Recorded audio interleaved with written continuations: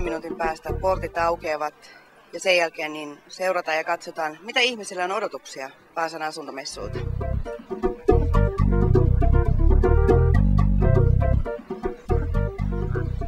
No totta kai täällä on suuret odotukset ja mulla on sillä lailla mukavaa, että olen saanut olla ihan alusta saakka siunaamassa ikään kuin näitä messuja, koska istun tuolla Vaasan kaupunginhallituksessa ja valtuustossa, että ollaan suunniteltu ihan alusta saakka.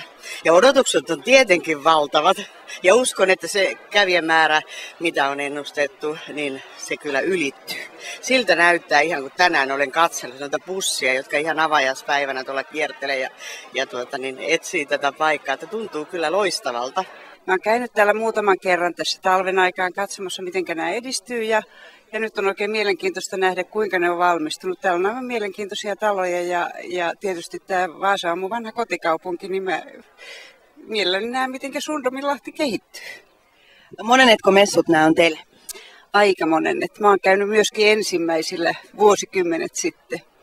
No nyt on vasta 2-3 talossa käyty, että ei osaa vielä ihan sanoa, mutta ainakin monipuolisesti täällä on taloja ja monia erilaisia, että tuntuu, että kyllä niin kuin voisi löytyä ihan kivojakin juttuja, rakenteellisia lähinnä. Että minusta nämä sisustukset on vähän keskeeräisiä monissa paikoissa, niin tuntuu, että ehkä yksityiskohdat on just ne, jotka tekee ja viimeistelee sen sitten, että ehkä näin messulle ei pystytä kaikkea tekemään valmiiksi.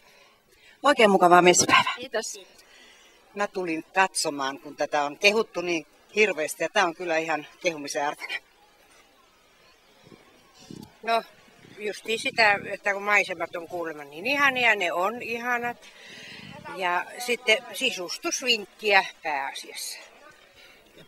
Mä oon itse kutsuvieraana täällä, kun osallistunut tämän alueen suunnitteluun. Että jännä nähdä, miten tämä on muuttunut siitä pari vuotta sitten, kun oltiin täällä, kun oli ihan neitseellisessä tilassa. Kasvoi portetta niin, että ei nähnyt merta edes, kun täällä kuljettiin ja katseltiin näitä maisemia. Että todella muuttunut tämä. Ja vaikka tätä arkkitehtuuria ja kaavaa on arvosteltu, niin minusta tämä on onnistunut minun mielestä hyvin. Erittäin onnistunut, kyllä. 70-luvulla ensimmäiset käytöt, olisiko kymmenkunta messua käytetty tai vajaaseen.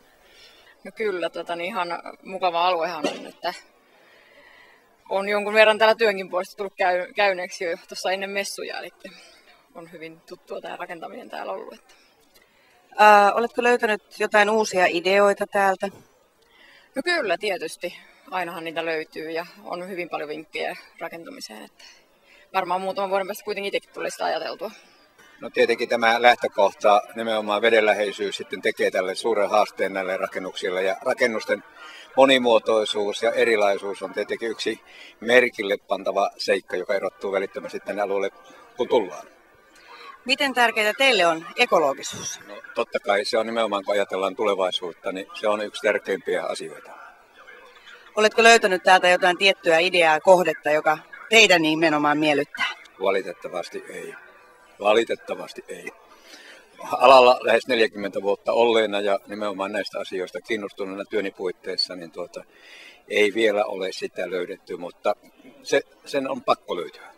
No vähän uusia tuulia ja siis semmoisia ideoita asuntorakentamiseen ja mietteitä sitten tietysti herättää meillä, että nähdään asuntoa sisältä, niin saadaan niistä ideoita ja laitetaan niitä yhteen ja katsotaan, millainen kokonaisuus syntyy.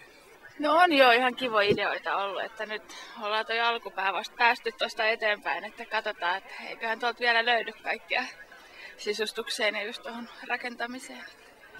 Täällä löytyy saunatuotteita, keittiötuotteita ja sitten ihan sisustustuotteita. Että esimerkiksi Jukka Rintalan erinomaisen kauniit kattausliinat. Onko näillä tuotteilla ollut kysyntää täällä messuilla? Kyllä joo, että nämä on erittäin suosittuja ja suomalainen hyvä laadukas tuote niin on erittäin pidetty ja on kysyttyjä. Kyllä joo, kävin tuossa läpi ja erittäin kaunis, ihanat merinäköalat ja sellainen selkeä hyvän oloinen tämä koko alue, että varmaan tulevat asukkaat viihtymään. Voi sanoa, että kaikki rantakohteet olivat omalla tavallaan kauniita ja varmaan sitten asukkaiden oman näköisiä, että ihan voin sanoa, että kaikki oli samanarvoisia kyllä.